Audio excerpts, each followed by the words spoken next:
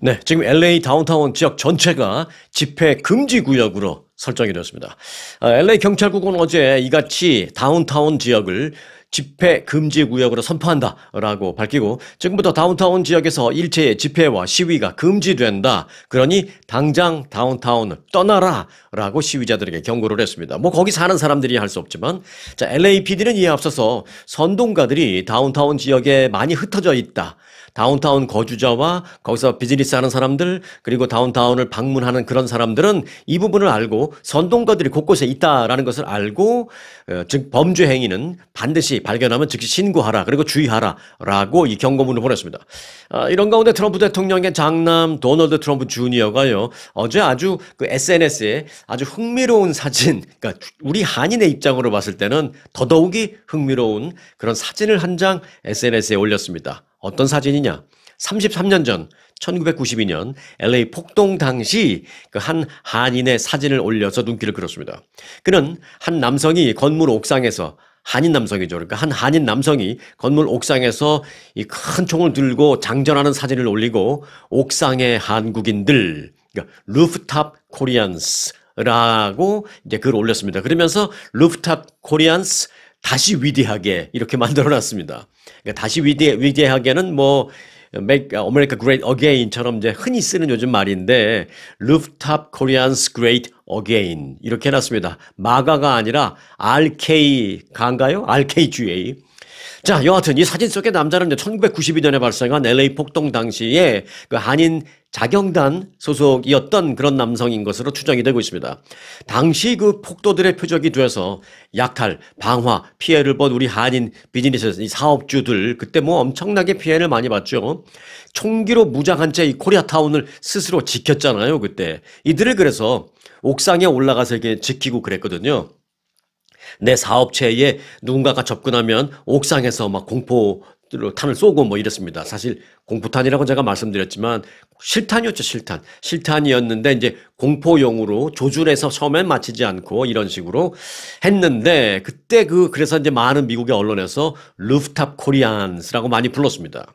자, 트럼프 대통령의 장남이 LA 시위가 지금 진행되고 있는 가운데 그때 폭동 당시 한인 자경단의 사진을 올리면서 루프탑 코리안을 다시 위대하게라고 이렇게 올린 것은 이 무법 상태였던 당시 그 LA 폭동을 상기시키면서 이번 LA 시위에 주방위군을 동원한 그 아버지의 명령이 위법한 게 아니다라는 것을 좀 알리려는 그런 의도로 해석되고 있습니다. 자, 그런가 하면 트럼프 대통령은 어제 정부의 불법 이민자 단속에 맞서서 LA에서 벌어지고 있는 시위에서 마스크를 쓴 사람들은 당장 체포해라 이렇게 촉구를 했습니다. 그러면서 SNS에 뭐라고 글을 올렸느냐? 이 깡패들이 피할 수 있도록 하지 말라라며 시위 참가자들의 불법 행위에 강경 대응할 것을 주문을 했습니다. 그러면서 그들은 도대체 뭘 숨기고 싶길래 시위에 나오면서 다들 저렇게 마스크를 쓰고 나오느냐 이렇게 얘기를 했습니다. 자, 다운타운 로스앤젤레스에서 여러 상점들 어젯밤 약탈을 많이 또 당했습니다. 대표적으로 촬영된 영상이 하나 돌고 있는데 그 영상을 보니까 그 약탈자들이 유리문을 박살낸 뒤에 다운타운에 있는 한 그 T모빌 매장을 뭐 박살내고 막 그 안에서 막 훔쳐가는 약탈하는 그런 영상이 또 뭐 지금 돌고 있습니다. 이 무장한 경찰관들이 팔가와 브로드웨이 근처 또 이 아디다스 매장에도 출동해서 약탈범들을 잡아가는 그런 모습도 보였습니다. T모빌 매장, 아디다스 매장 등도 다운타운에 뭐 온전하지 못했습니다. 이 매장에서 훔쳐간 일부 상품들은 경찰에 의해서 회수되기도 하는 모습이 그 영상에 포착됐습니다.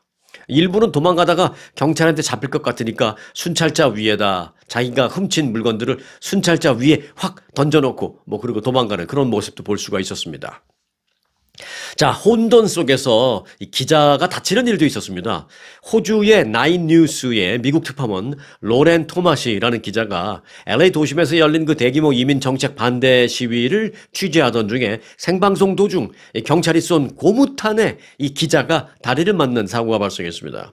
토마시 기자는 시위 현장을 실시간으로 생중계하던 중에 경찰의 진압선 바로 앞에서 있다가 이제 고무탄에 맞았습니다. 그래서 고통을 호소하면서 그러면서도 또 계속 생방송을 이어갔습니다. 이 장면 그래서 그대로 전파를 탔고 시청자들과 이 동료 기자들에게 큰 충격을 안겨주기도 했습니다. 다행히 그게 뭐 실탄은 아니었습니다만은 그래도 매우 위험했습니다. 그게 허벅지 다리에 맞았길 망정이지 다른 부위에 맞았으면 뭐 생명이 위험할 수도 있었겠죠. 고무탄도 사실 가까이서 맞으면 위험합니다. 그러면서 토마시 기자는 고통을 호소하면서도 계속 방송을 이어갔습니다. 괜찮습니다. 괜찮습니다. 하면서 방송을 했지만 이 현장 상황의 그 위험성 그리고 이 언론인의 안전 문제가 이 사건을 계기로 지금 다시 한번 도마 위에 올라 있는 그런 상태입니다. 자, 이번 시위는 트럼프 대통령의 이민 단속 강화와 또 캘리포니아주 주 방위군 투입에 반발해서 이 수천 명이 LA 다운타운에 집결하면서 격렬하게 진행이 된 것이죠.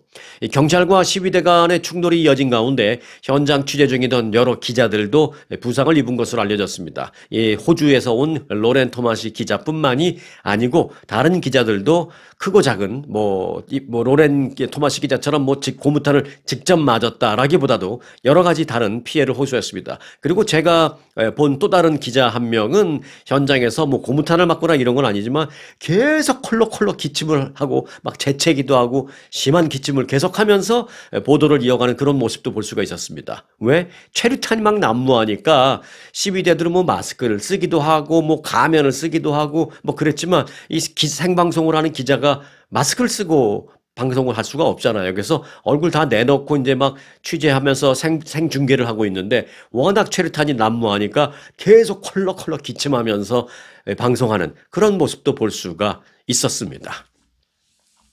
자, 그런가 하면 또 캘리포니아 주지사 게빈 뉴섬이 트럼프 대통령과 연방정부를 상대로 이 주 방위군의 일방적인 그 동원령에 대해서 소송을 제기하겠다. 트럼프 대통령에 대해서 소송을 제기하겠다. 이렇게 밝혔습니다.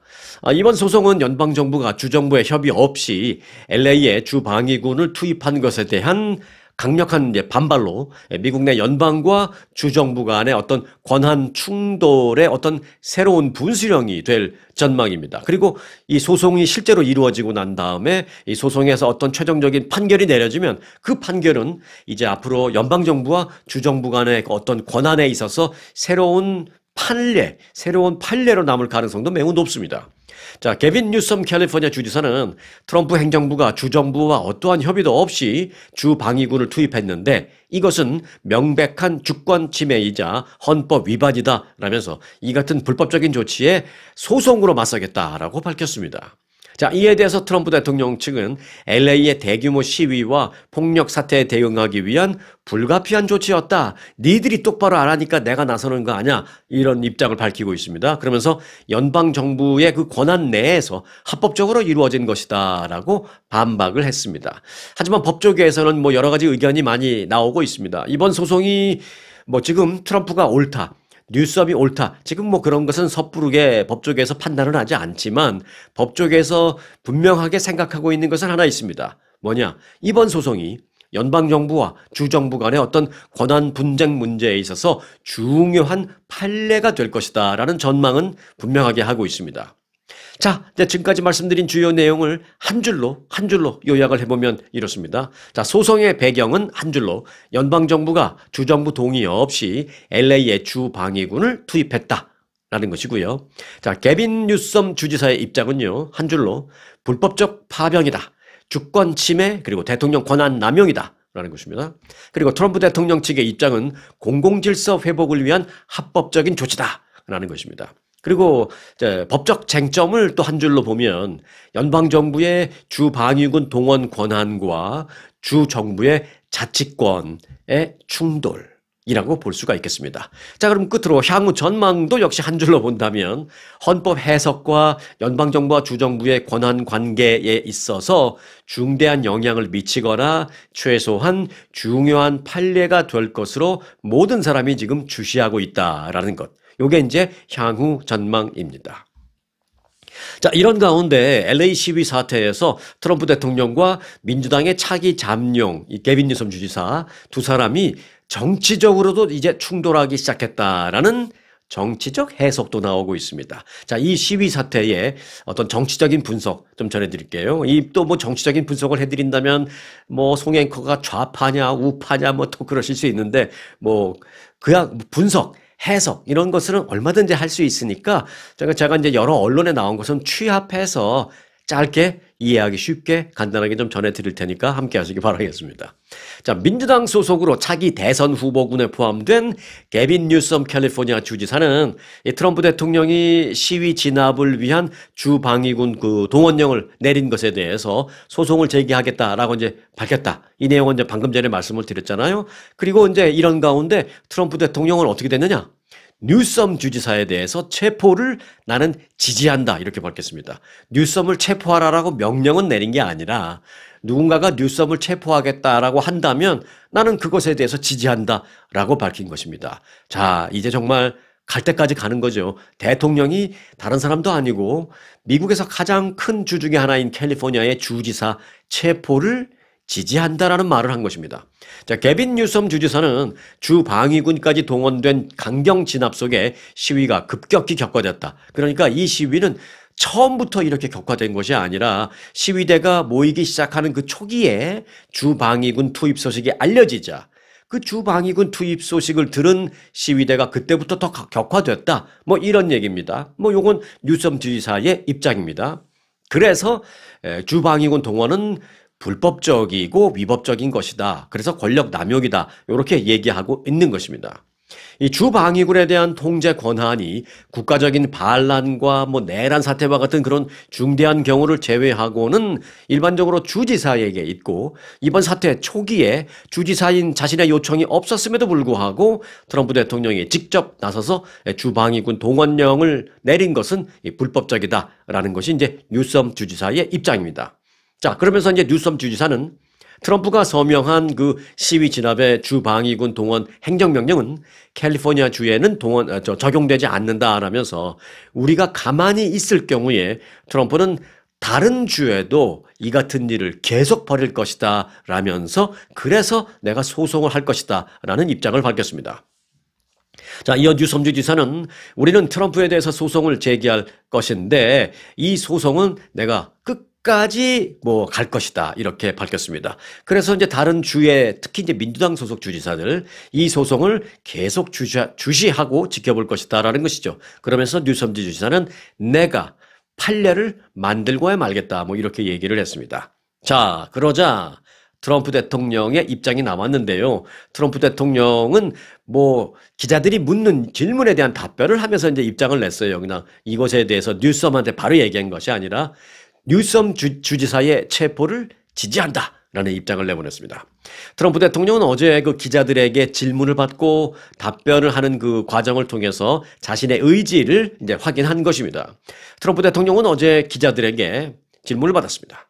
탐 호먼 국경차르가 이민 단속을 방해하는 사람들이 있다면 그 방해하는 사람은 누구라 하더라도 예를 들어 뉴섬 주지사나 아니면 LA시의 캐런 베스 시장 등 그 누구라 하더라도 체포할 수 있다라고 탐 호먼 국경차르가 경고를 했는데 트럼프 대통령님 어떻게 생각하십니까? 라는 질문을 받았습니다. 그러자 트럼프는 내가 탐이라면 그렇게 말만 하지 않고 뉴섬 주지사와 LA 시장을 모두 체포할 것이다. 멋진 일이라고 나는 생각한다. 이렇게 말했습니다. 트럼프 대통령 좋아하는 단어 있잖아. beautiful, 뭐 great 이런 단어를 쓰면서 그렇게 얘기를 했습니다. 자, 트럼프 대통령의 이런 발언을 들은 탐 호먼이 결국 움직일 것이다라는 그런 분석도 있습니다. 자, 이쯤 되면 격돌이 시작된 셈인데요.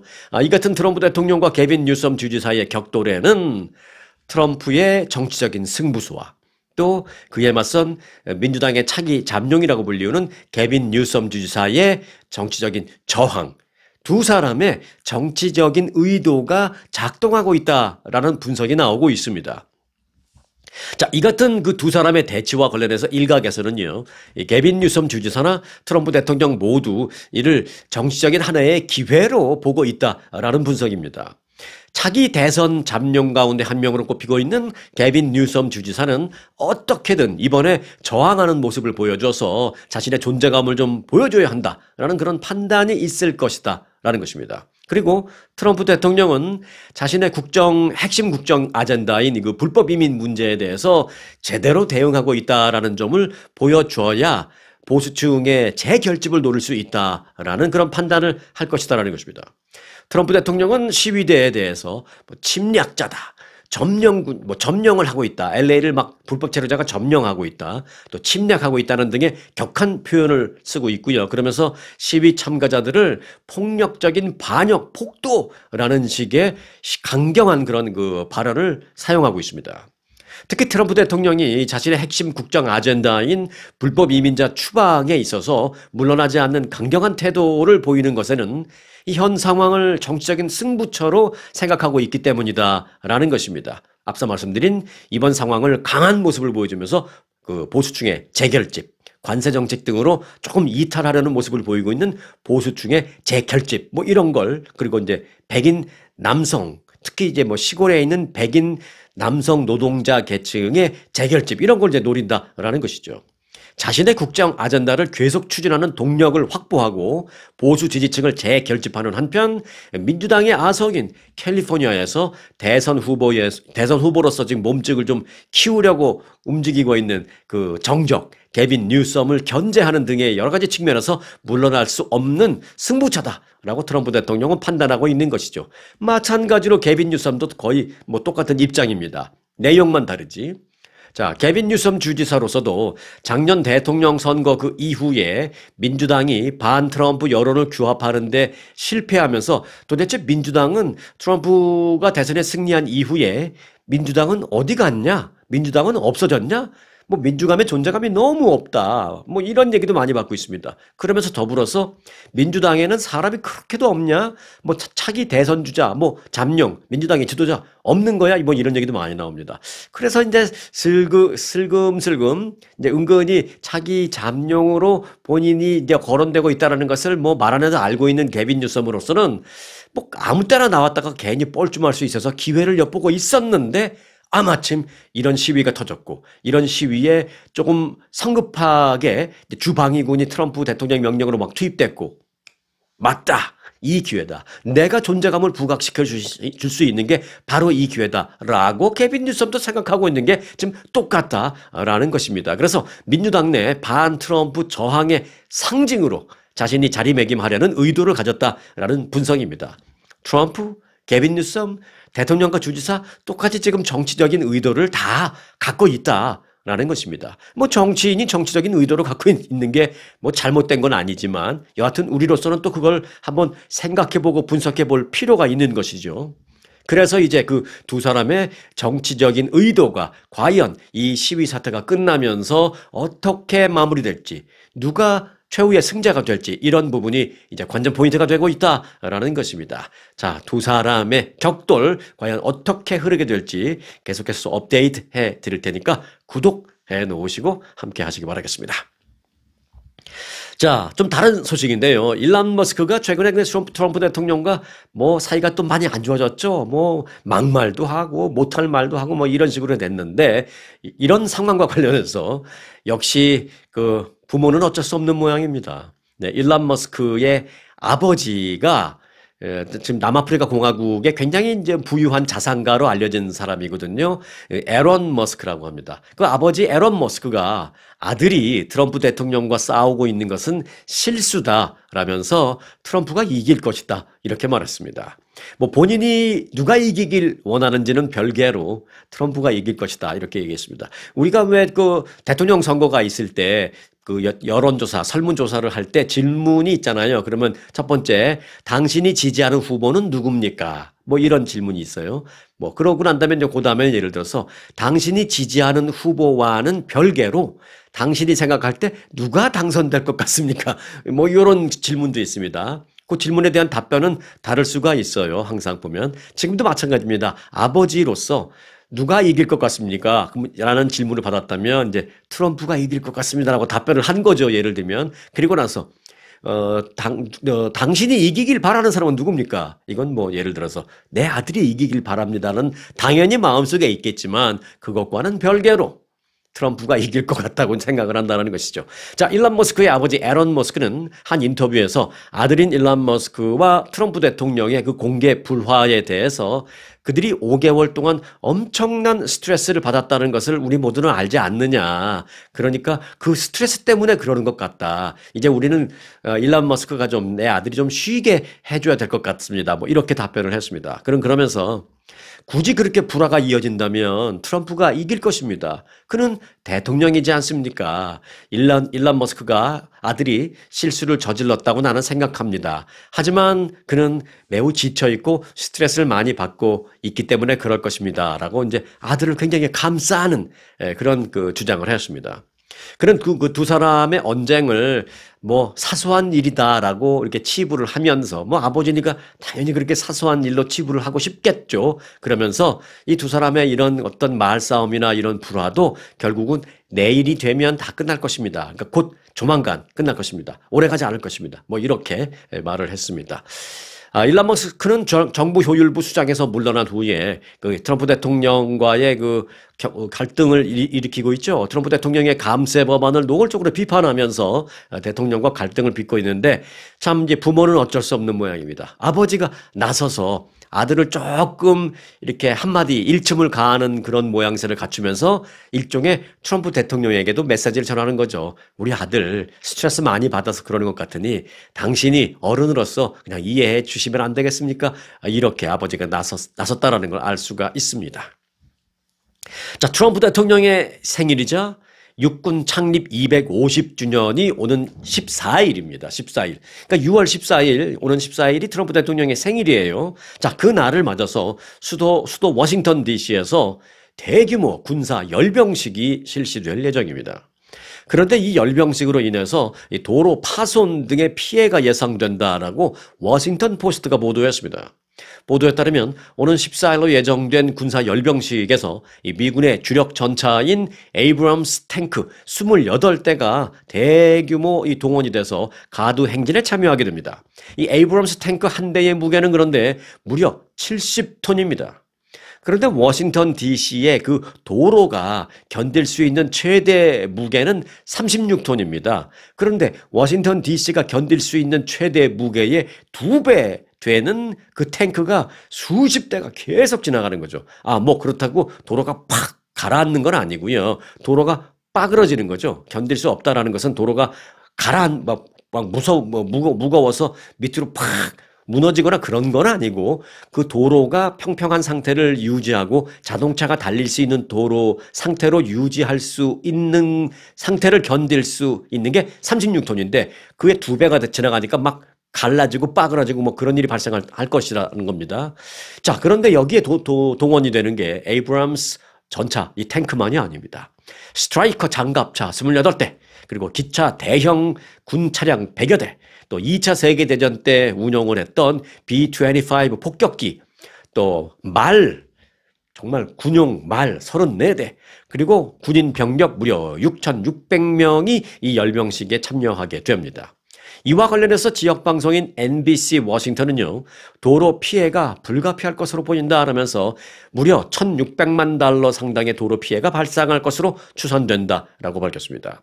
육군도 사실은 그런 도로 피해나 이런 것에 대해서 부인하지 않았습니다.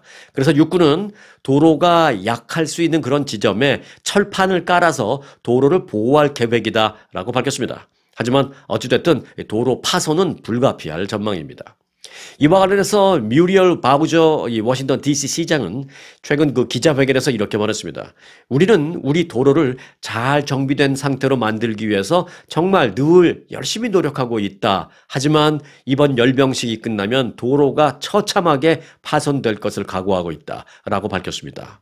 이 바우저 시장은 도로가 파손될 경우에 시가 자체 예산으로 보수한 뒤에 연방정부에 그 비용을 청구할 가능성이 높다. 아마 그렇게 할 것 같다라고 말을 했습니다. 그런데요, 도로 파손뿐만이 아닙니다.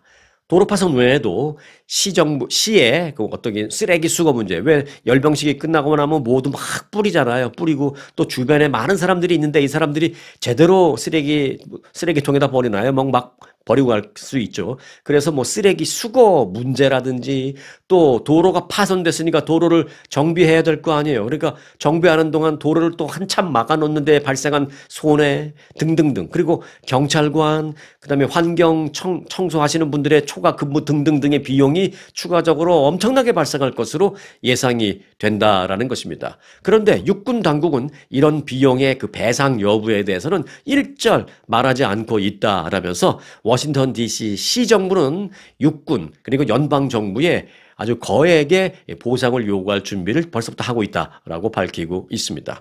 자, 열병식이 열리는 오는 14일은요. 말씀드린 대로 트럼프 대통령의 생일입니다. 79번째 생일입니다. 동시에 육군 창립 250주년 기념일입니다. 육군은요, 전임 그 바이든 행정부 시절인 작년 6월에 이것 워싱턴 DC에서 똑같이 250주년 행사를 개최하겠다라면서 허가를 신청했었습니다. 하지만 당시에 그 계획은 최대 300명의 군인과 군무원, 지금은 6,600명이 참가한다 그랬지만 그 당시는 300명 정도의 군인이 참가하는 가운데 육군 밴드가 적당히 참가해서 연주하고 또 4개의 대포가 축포를 발사하는 그 정도, 소위 소규모 행사로 예정이 됐었습니다. 그럼에도 불구하고 이게 이제 캔슬됐죠. 그런데 이제 트럼프 대통령이 당선이 되고 나서 올해는 이 계획이 완전히 바뀐 겁니다. 3,000명이 아니라 6,600명. 그리고 뭐 4대의 축포가 아니라 장갑차에 폭격기에 전투기에 뭐 헬리콥터에 뭐 말까지 그렇게 완전히 대규모로 바뀐 겁니다.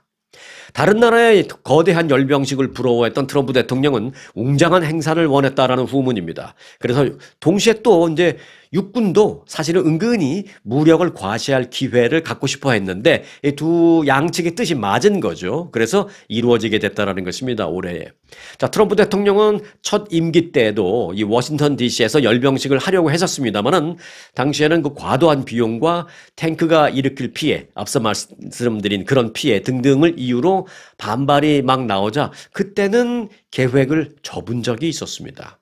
당시 일각에서는 열병식을 통한 그 군사력 과시가 러시아나 무슨 북한 등 소위 권위주의적인 국가에서나 할 법한 그런 행위다라는 비판도 있었습니다. 그래서 군을 정치에 이용하는 것을 경계한다라는 당시 그 짐 매티스 국방부 장관도 이런 이유로 강하게 반대를 해서 이루어지지 않았는데 이번에는 뭐 국방부 장관이 반대하는 게 아니라 국방부 장관도 뭐 찬성, 강한 찬성. 또 여러 주변에서 다 찬성, 이래가지고 지금 전격적으로 이루어지게 된 것입니다. 어찌됐든 그래서 이번에는 진행될 예정입니다. 6월 14일 있게 됩니다. 네, 끝 소식입니다. 미국에서 햄버거를 단 27초 만에 만드는 그 로봇 셰프 매장이 등장해서 화제를 모으고 있습니다. 스위스의 로봇 기업 ABB 로보틱스와 미국의 버거봇이라는 그 매장은요, 캘리포니아주, 이 북가주 로스가토스에 로봇이 햄버거를 조리하는 자동화 식당 문을 열었습니다. 이 로스가토스라는 곳은요, 저도 어딘지 잘 몰라서 이번에 찾아봤어요. 큰 지역은 아니고 조그만 타운인데 어떻게 여기에 또 이런 일이 있네요. 북가주 여러분들이 알아들으시기 좀 쉽게 이해하시기 쉽게 설명을 드린다면 북가주 실리콘밸리에서 한 40-50분 정도, 뭐 30-40분 정도 떨어져 있는 실리콘밸리 인근의 조그만 도시다. 뭐 이렇게 생각하시면 되겠습니다. 그 곳에 있는 그 이 식당에는 스위스의 기업 ABB 로보틱스라는 기업이 만든 유미라는 이름의 로봇이 투입돼서 햄버거 조리의 모든 과정을 무인으로 처리합니다. 근데 어떻게 이름이 그 한국 사람, 그 한국 여성분의 이름처럼 그렇게 만들어졌어요. 실제로 YUMI인가 이렇게 되어 있습니다. 한국 사람 이름인데 이제 한국 여성분들 이런 이름 많잖아요. 자, 유미라는 이름의 로봇가 다 만듭니다. 자, 과정은 이렇습니다. 먼저 주문이 접수되면 조리된 햄버거 패티가 버거 박스, 햄버거 줄 때 요만한 햄버거 박스 있잖아요. 그 박스 안에 빵이 있고 그 빵 위에 햄버거 패티가 올려집니다. 그리고 이제 고객이 이렇게 틱틱틱 자동으로 주문을 하면 그 주문에 의해서 생성된 이 QR 코드가 부착된 박스, 그 박스가 지나가면 그 QR 코드가 스캔되면서 스캔되는 동시에 아, 이 사람이 주문한 게 무슨 햄버거구나 해서 그 다음에는 그 컨베이어 셔틀을 타고 가면서 각종 패리가 그 사람이 주문한 종류에 맞는 햄버거 패리 위에 각종 무슨 타핑이 막 올려지는 거죠. 샐러드도 좋고 뭐도 좋고 이제 타핑이 올려지는 그런 과정으로 이동을 하게 됩니다. 자, 저장된 정보를 바탕으로 타핑이 자동으로 올려지게 되면 이어서 마지막 단계에서 로봇 유미가 버거를 최종적으로 탁탁탁 조립합니다. 그렇게 하는 데까지 걸리는 시간은 총 27초. 27초 만에 햄버거 하나가 뚝딱 완성됩니다. 이 동그란 모양 기억하십니까? 예, 지금도 갖고 계신 분들 많죠. 저도 한때는 있었는데 어느 순간 그냥 짜증나서 안 써버리고 누구 줬는데 로봇 청소기 동그란 거 바닥을 막 다니면서 처음에는 좀 신기했는데 나중에는 막 시끄럽죠. 예. 지금도 근데 갖고 계신 분 계시고 요즘 나온 거는 저는 초창기 때 버전 갖고 있어서 좀 그랬는데 요즘 나온 거는 훨씬 좋다고 해요. 자, 여하튼 그 동그란 모양의 플라스틱 로봇 청소기가 집안 곳곳을 돌아다니면서 이렇게 베큐움을 하는 것을 보고 신기해 했었는데 이제는 햄버거도 로봇이 만드는 그런 시절이 됐고 로봇이 만든 햄버거를 먹게 되는 그런 시절이 됐네요. 어떤 면에서는 균일한 맛이 보장된다라는 장점, 그리고 위생적으로 사람이 만드는 것보다도 오히려 더 깨끗할 수 있다라는 그런 장점도 참 기대가 되고 있는 그런 상황입니다. 그런데요, 사실 한국은요, 이런 로봇 기술이 더 발전돼 있습니다. 이 햄버거 만드는 거 사실 한국에서 기술로 보면 일도 아니에요, 사실은. 비빔밥 정도는 한국에서는 쉽게 만드는 그런 로봇이 지금도 있고요. 그리고 닭튀김도 잘합니다. 사실 닭튀김 같은 것은 로봇이 만드는 게 훨씬 좋다고 해요. 정확한 온도, 정확한 시간, 그리고 이제 기름도 사람이 하면 한 번만 더 튀길까? 내일까지만 튀길까? 오늘까지만 튀기고 내일 바꾸지 이런 게 있는데 로봇은 정확한 거죠. 예를 들어 100번 튀기고 이 기름 바꿔. 그러면 딱 매뉴얼대로 기름 바꾸고 몇 도, 기름 몇 도, 그리고 무슨 닭은 몇 분 몇 초 정확하게 하는 겁니다. 로봇이. 그리고 로봇 쇠로 된 팔이 들어가서 막 닭튀김을 꺼내니까 사람처럼 뒤고 다치고도 할 일도 없고. 그래서 닭튀김도 로봇이 잘 만듭니다. 그리고 또 요즘은요, 김치찌개도 한국에서는 로봇이 만드는 정도의 기술이 와 있다고 합니다. 제가 아는 그 지인은요, 한국의 그 비빔밥 로봇과 그 닭튀김 로봇을 이건 미국에 가져와서 이 판매처를 지금 뚫고 계신 그런 분도 알고 있는데, 자, 앞으로 괜찮을 것 같다라는 생각도 있습니다. 자, 흥미로운 소식을 끝으로 오늘 영상을 마무리하려고 합니다.